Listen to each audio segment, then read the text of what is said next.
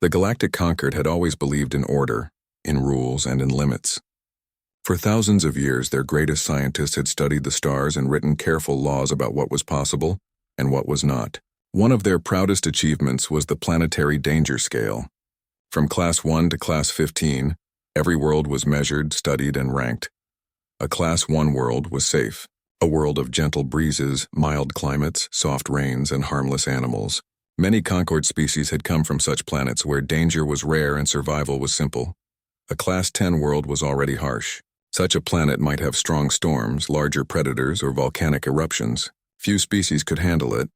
And then there were Class 15 worlds, the highest possible ranking. Worlds filled with endless storms that tore down mountains, seas that boiled with acid, plants that fought like animals, and animals that fought like armies. Every test said the same thing. No one could live there. A Class 15 world was certain death. The Concord scientists trusted their scale. They trusted their numbers. They trusted their thousands of years of study. But then, there were humans. Humans had appeared only a few centuries ago in the eyes of the Concord, but their reputation spread fast. They came from Earth, a world the Concord had judged a Class 12 death world, a place too dangerous for any civilized species, yet somehow humans called it home. To the Concord, humans were strange. They were fragile compared to many other species. Their bones could break, their skin could tear, their bodies needed food and water often, yet despite this, humans did not fear danger. In fact, they seemed to enjoy it. They climbed mountains for fun. They swam in freezing seas for sport. They walked into storms just to see what it felt like. Many Concord scholars whispered that humans were reckless. Others argued that they were adaptable beyond reason. Some even said humans were proof that the danger scale was wrong. And so, a plan was made. The Council of Concord Science gathered in a shining station above a blue giant star. Representatives from a dozen species attended. Tall insectoid Kiels, soft-skinned Laravians, crystalline Morn, and more. Their leader, an old and careful Sithorian, tapped his 4 long fingers on the desk. His voice echoed through the chamber. "We have studied humans," he said. "We have seen them climb, run, and fight on worlds no one should touch. But there must be limits. We must find their limit." Another council member, a feathered being with golden eyes, leaned forward. "If humans can survive a Class 12 world, then let us see what happens on a Class 15. Send them there. Observe. The results will be final." There was silence for a long time. No one had ever suggested such a thing before. A Class 15 world was not just dangerous, it was impossible. Finally, the council agreed. If humans truly wished to prove themselves, then they would be given the chance. The chosen world was called Neros 4. It was a black and green planet circling a red star, covered in clouds that boiled like smoke. Lightning storms flashed across its surface day and night. Oceans of acid carved deep scars into the land. Creatures taller than buildings moved across its jungles, their roars shaking the air. No Concord ship had ever landed there. Probes survived only minutes before being destroyed. Neros 4 was the perfect test. The humans were told the plan. Instead of fear, they smiled. "Sounds like fun?" one of them said. "Finally, a challenge," another laughed. The Concord scientists were unsettled. Did these creatures not understand what Class 15 meant? The humans chosen for the mission were not soldiers, not trained explorers, but a mix of volunteers. Some were farmers, some engineers, some teachers, some doctors. They were not given weapons beyond simple tools. The Concord wanted to see raw survival, not military might. On the day of the mission, ships from across the galaxy gathered in orbit above Neros 4. Observation platforms filled with scientists, politicians, and ordinary citizens. For many, it was like a grand event, almost like a game. "Watch closely," one Morn scientist whispered to another. "They will last less than a day." "I give them 6 hours," another said. The Concord's instruments were ready.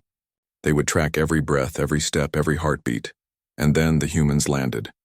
The ship descended through the clouds, shaking under the storm. Lightning lit up the sky in blinding bursts.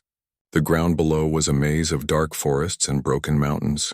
Rain hissed against the hull, each drop burning like acid. The hatch opened. The first human stepped out. The Concord expected panic. They expected screams. They expected humans to run back inside. Instead, the human looked up at the sky. felt the acid rain on their protective suit, and said simply, "All right, let's get to work." The others followed. They carried supplies in boxes and bags, setting them carefully on the ground. They spoke calmly, organizing themselves. A group began setting up temporary shelters. Another group started mapping the area. Another tested the soil, the air, and the strange plants. It looked less like a desperate struggle for life and more like a camping trip. From orbit, the aliens stared in disbelief. "Do they not feel fear?" A Laravian gasped. "They are acting as if this is normal," said a Kel with clicking mandibles. The old Scythorian leader leaned closer to the screen. His long eyes narrowed. "Wait, watch them carefully. They are not careless, they are methodical." He was right. The humans were not ignoring the danger. They acknowledged it. They planned for it. They built their shelters higher off the ground to avoid the crawling predators below. They placed shields of rock and metal against the winds. They carried strange human devices, filters, heaters, even simple ropes that they used with remarkable skill. Every move was careful. Every step was measured. It was as though the Class 15 world was only another puzzle for them to solve. By nightfall, the storm grew worse. The wind screamed across the land. A predator, its body armored like stone, emerged from the jungle and charged the human camp. The conquered held its breath. Surely this was the end. The humans did not scream. They shouted to each other, their voices clear and sharp. A group lured the creature toward a trap they had dug earlier in the day. The ground collapsed and the predator fell into the pit. It roared, thrashing, but could not climb out. The humans stood above the pit, catching their breath. Then, unbelievably, they laughed. "Guess we know what's for dinner tomorrow," one of them joked. In orbit, the conquered stations were silent. The aliens did not laugh. This was not what they had expected. This was not what they had hoped for. The humans were still alive. The humans were working together. And most shocking of all, the humans looked as though they were only just beginning. The first night on Neros 4 was long. The storm above never stopped. The clouds rolled like black oceans, and the lightning painted the sky in blinding white. Acid rain hissed against the metal shelters, dripping and steaming. The winds howled as if the planet itself was trying to push the humans away. Inside the shelters, the humans sat close together. Some checked their equipment. Others wrote notes about the strange plants and rocks they had collected earlier. A few simply closed their eyes, resting after the exhausting day. There was no fear in their faces. There was focus. There was determination. From orbit, the conquered observers could hardly believe what they saw. "They are calm," said one Laravian scientist, his skin shimmering pale blue with disbelief. "No other species would be calm here." "They should be begging to return to their ship," said another. But the humans were not begging. They were planning. At dawn, though the sun could barely be seen through the black clouds, the humans stepped out once more. The rain still burned, but their protective suits kept them safe. The ground was muddy and cracked, yet they walked with steady steps.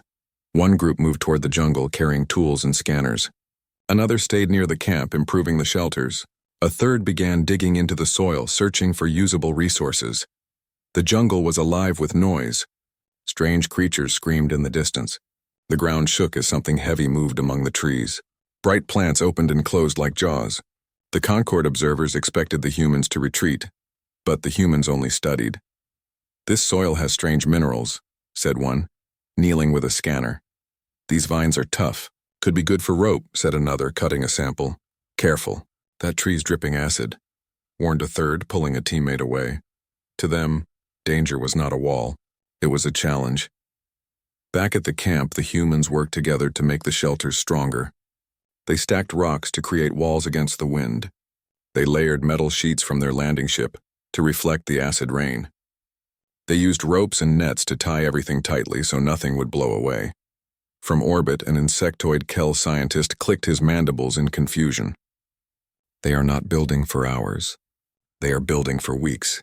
Are they expecting to stay?" "They cannot stay," another alien replied. "No one can." But the humans acted as if they could. On the second night, the predators came again. This time, 3 of them crawled from the jungle, creatures with 6 legs, black hides, and mouths filled with jagged teeth. The Concord expected slaughter. The humans did not panic. They shouted warnings, grabbed long metal rods, and lit fires at the camp's edge. The flames and noise startled the beasts, slowing them just enough. Then the humans worked together, driving the creatures toward the same pit trap they had prepared earlier.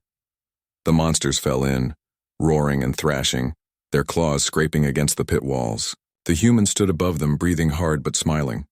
Another problem solved, one said. Dinner for a week, another added. From orbit, the aliens stared in silence. To them, these predators were unstoppable nightmares. To the humans, they were simply animals. Dangerous, yes, but not impossible. The days passed. Each morning, the humans explored farther. They marked paths with stone piles, leaving signs for others to follow. They learned which plants were poisonous and which could be eaten after careful preparation. They boiled water from the streams to make it safe. One human, a teacher, kept a journal. He wrote, "The conquered wanted to see us fail, but they do not understand. This world is not the end. It is only the beginning." His words would later be read across the galaxy. From orbit, the conquered stations were filled with arguments. "They should be dead," cried one scientist. "Perhaps their suits are stronger than we thought," said another. "No," the old Sithorian leader replied. His long fingers tapped against the table. "It is not the suits. It is them. The humans are different." The others fell silent. No one wished to admit it, but deep in their hearts they knew he was right. On the 5th day, something remarkable happened. The humans did not only defend themselves, they began to change the world around them. They dug channels to redirect the acid rainwater away from their camp. They built a raised platform where they stored their supplies, safe from the mud and crawling creatures. They even planted seeds brought from Earth in a patch of cleared ground, just to see if they would grow. One young human looked at the small patch of soil and smiled. "If something grows here, then this place is not just death, it's life." The Concord observers shook their heads in disbelief. No one had ever spoken of a Class 15 world as a place for life, yet the humans dared to dream it. On the 7th day, disaster struck. A storm greater than any before swept across the land. The winds howled like thunder. Lightning split the ground. Acid rain poured in sheets so heavy it blurred the world. The Concord stations leaned closer to their screens. "This is it," many whispered. "They cannot survive this." But the humans had prepared. They huddled in their shelters, reinforced with stone and metal. They tied themselves to the walls with ropes. They sang songs to keep each other calm. Hours passed. The storm raged on. When morning came, the shelters still stood. The humans stepped outside, soaked and tired but alive. From orbit, the aliens sat in silence. One young Laravian finally whispered, "They endured it?" The old Scythorian's eyes narrowed. "Yes, they endured. And that is more frightening than their strength." By the end of the first week, the humans had done more than survive. They had built. They had learned. They had laughed. Around their campfires, they told stories of Earth, of deserts and tundras, of storms and mountains, of all the places their species had conquered before. To them, Naros 4 was not a nightmare. It was simply another challenge in a long history of challenges. The conquered, watching from above, realized something terrible and wonderful. The experiment was failing. The humans were not proving their limits. They were proving they had none. The first week on Naros 4 had proven something shocking. Humans could survive. They had food. They had water. They had shelters strong enough to resist storms. But the planet was not finished testing them. Naros 4 was alive in ways no other world was. Its jungles moved as if they had their own heartbeat. Its skies boiled with endless energy. Its creatures were not simple animals. They were survivors of the harshest world in the galaxy. And now these creatures began to notice the humans. From orbit, the Concord stations prepared for disaster. "This is where they will break," said a mourned scientist with a voice like grinding stone. "The planet itself will rise against them. They cannot last, but on the surface, the humans were ready." The second week began with trembling ground. At first it was small, like footsteps in the distance. Then the tremors grew, shaking the shelters and rattling the tools. "Earthquake," one human muttered. "No," another replied, staring into the jungle. "Something's coming." And then it appeared, a beast taller than the trees. Its skin was armored in thick plates, its jaws wide enough to crush boulders. With each step, the earth shook. Its roar rolled across the camp like thunder. From orbit, thousands of aliens leaned forward, expecting screams. The humans did not scream. "All right," said one human calmly. "Let's see what we can do." The humans did not run.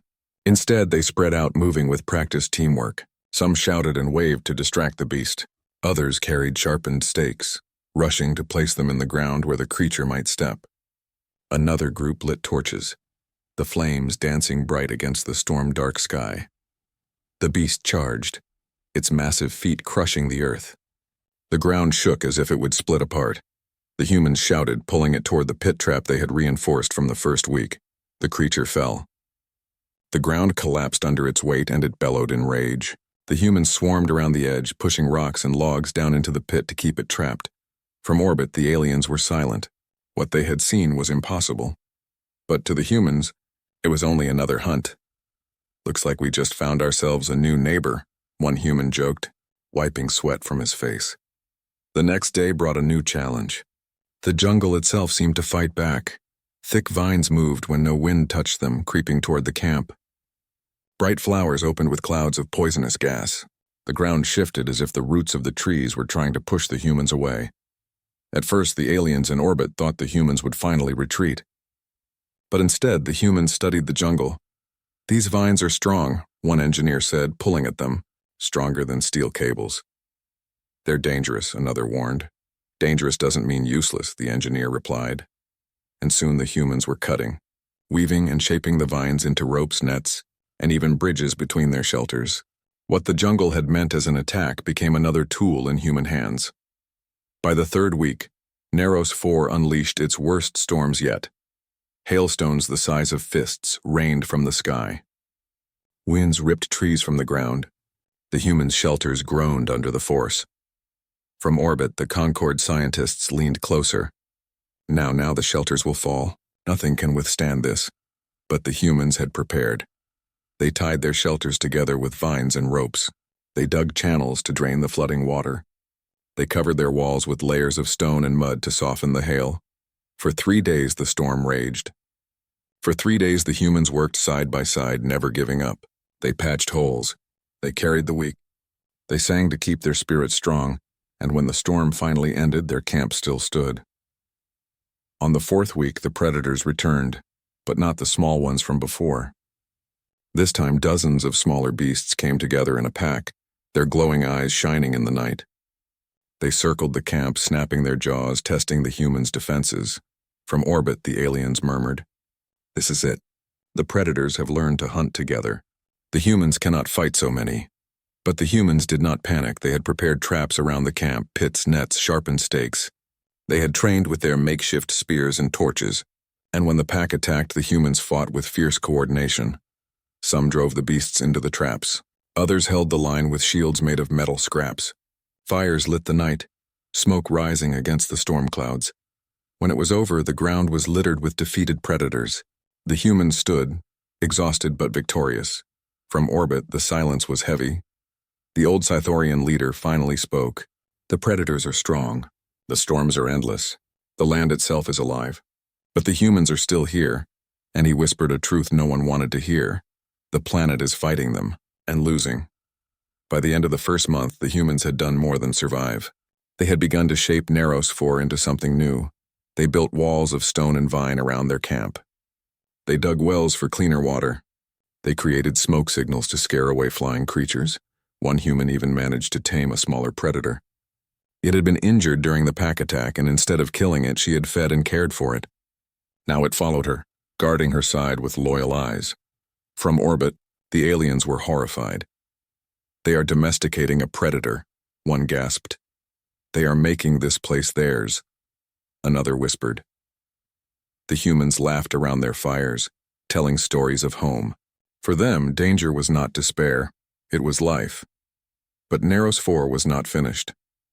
At the start of the second month, the ground split open. Lava poured from the earth, glowing rivers of fire crawling toward the jungle. Ash filled the sky, turning day into night.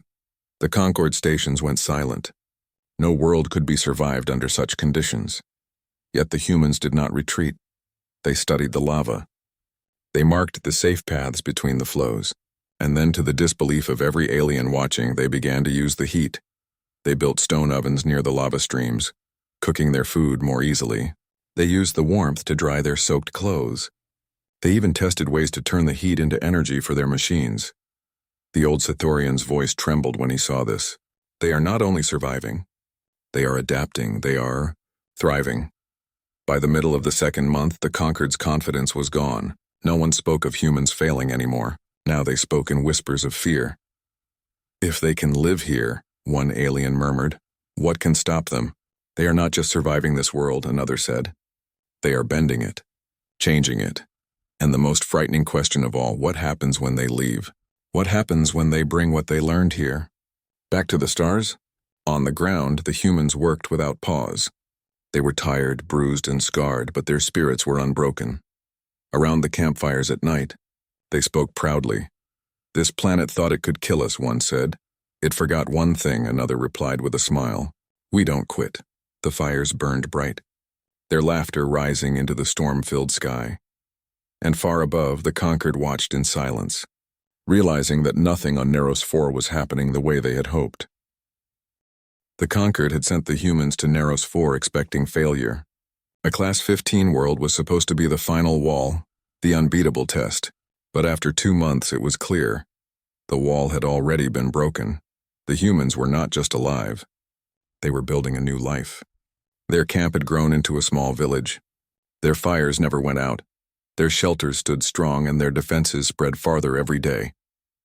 From orbit, the aliens watched with silent unease. What had started as a scientific test was turning into something else, something no one had planned for. The humans' daily lives now followed a rhythm. At dawn, groups left to hunt or gather. They returned with strange fruits, cleaned roots, and meat from the planet's terrifying beasts. Others worked on the village, strengthening walls, building storage huts, or shaping tools from stone and metal. Children, born from mothers who had volunteered to join the mission, played in the mud, chasing each other with laughter even as storms rumbled overhead. The Conquered observers could hardly believe what they saw. A child, whispered a feathered Lauravian scientist, her voice trembling. They have children here. On a Class 15 world, it is madness, another muttered. But the children were healthy. They had learned quickly to wear protective clothing, to stay near the fires, to listen to warnings. To them, Neros 4 was not a nightmare. It was simply home. The village grew more advanced with each passing week. Humans began carving stone tools, then shaping metal scraps into blades and hooks. They created smokehouses to preserve meat. They dug deeper wells lined with stone to keep water pure. One engineer designed a system to collect acid rain and filter it into drinkable water.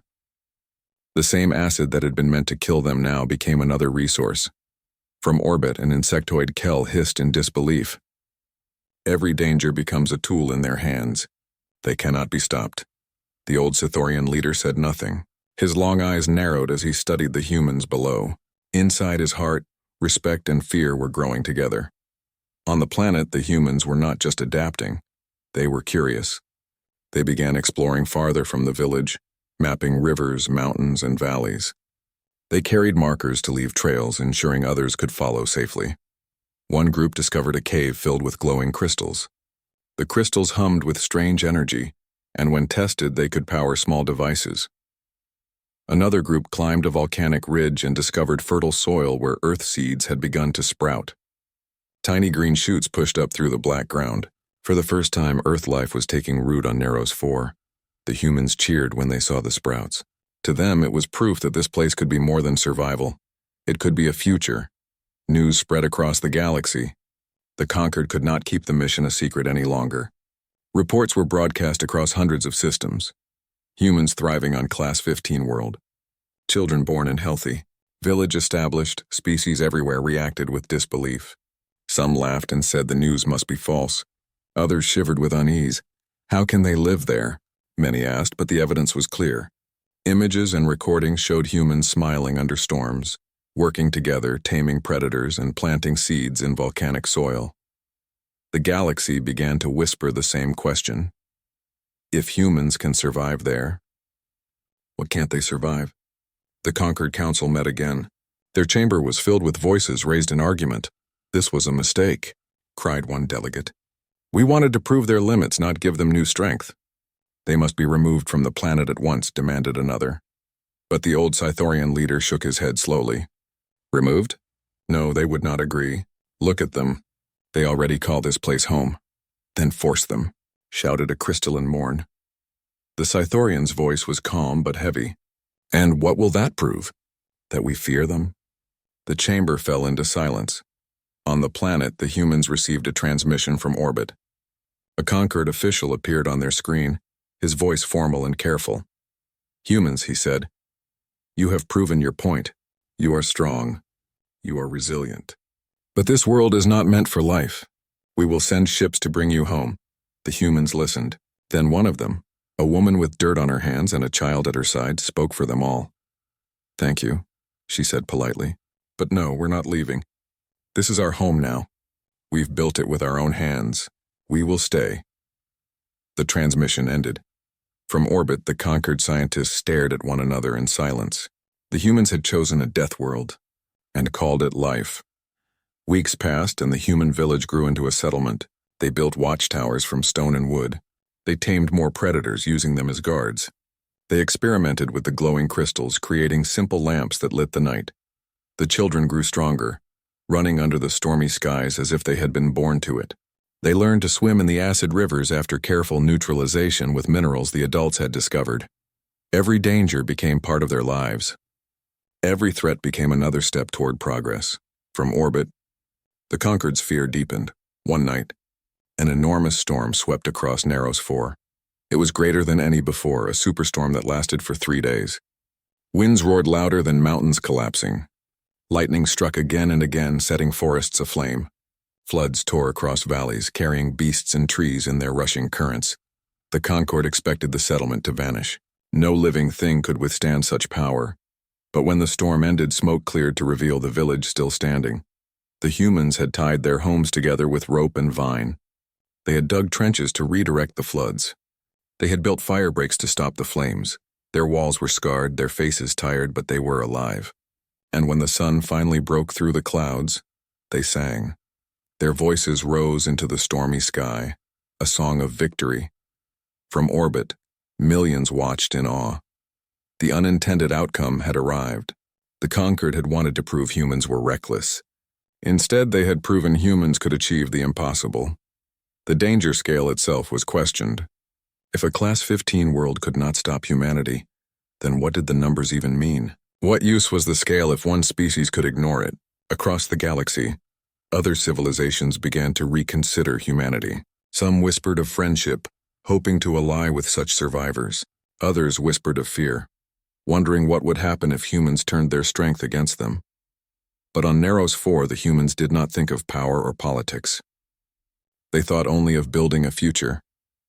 At night, they gathered around their fires, telling stories of Earth and of the new world they were shaping. They spoke of hopes for gardens, for schools, for generations who would grow up never knowing fear of storms or predators.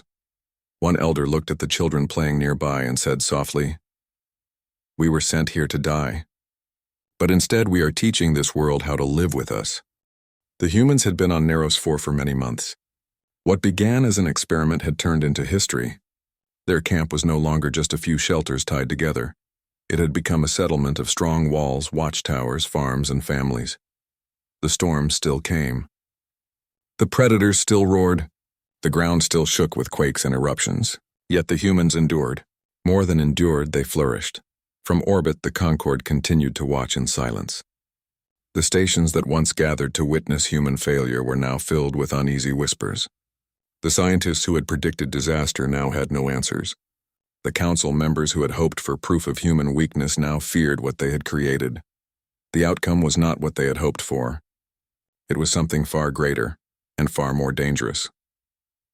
One evening, as the red sun sank behind the boiling clouds, the humans held a gathering in their village square.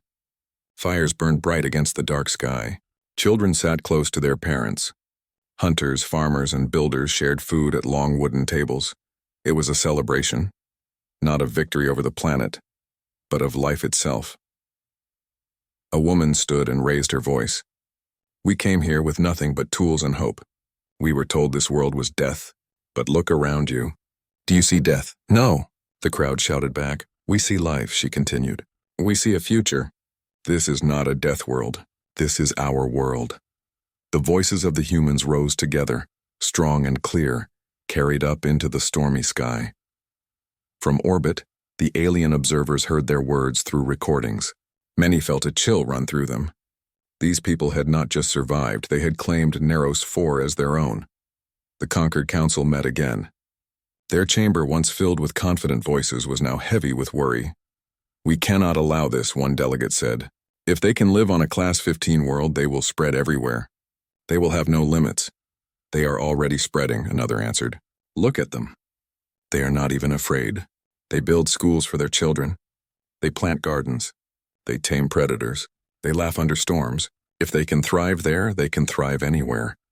"Then what is to be done?" asked a third.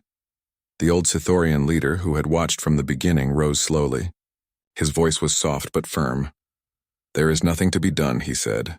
"We sent them to die, but instead they lived.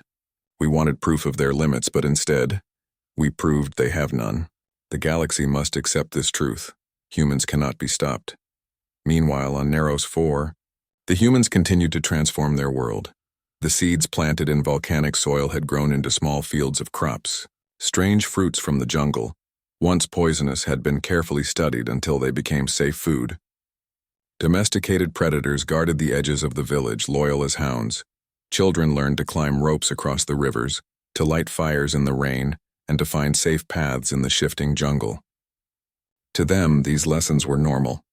They would grow up stronger than any generation before them. A teacher wrote in his journal, "The conquered thought we would fear this place. But our children will never know fear here. They will call this world home, and they will look at danger as nothing more than another lesson." That journal would one day be read across 1,000 stars. Then, the unexpected happened.